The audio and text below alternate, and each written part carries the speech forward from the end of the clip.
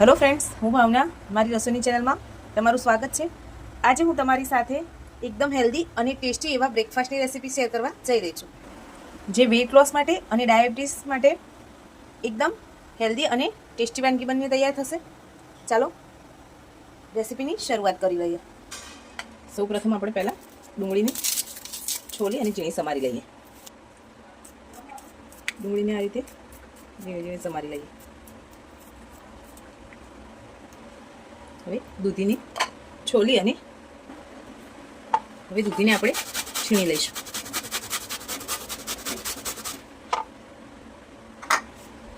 હવે આપણે પનીરને પણ હાથથી આ રીતે મસળી લઈશું।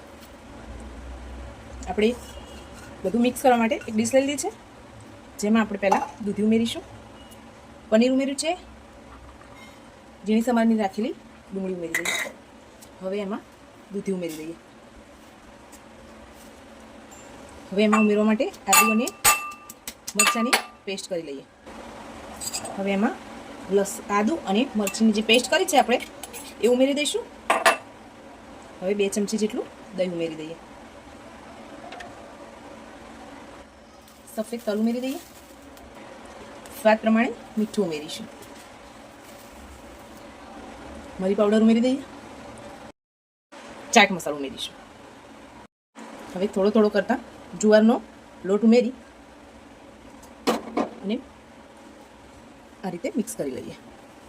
આમાં પાણીની જરૂર નહીં પડે, એકદમ સોફ્ટ એવો લોટ, કેમ કે દૂધીમાંથી પાણી એટલું હશે અને દહીં પણ છે, એટલે પાણી ઉમેરવાની જરૂર નથી।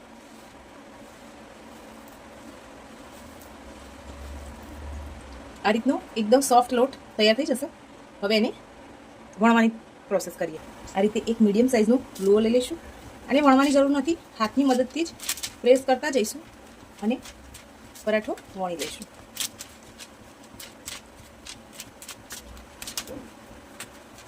આ રીતે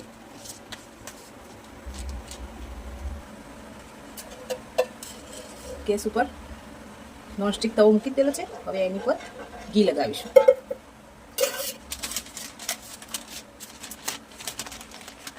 પેપરની સાથે જ આપણે આ રીતે પરાઠાને તવા ઉપર ઉમેરી દઈશું। હવે ધીમે ધીમે કરતા એને બંને બાજુ શેકી લઈએ। બીજી બાજુ પણ આપણે ઘી લગાવી લઈશું।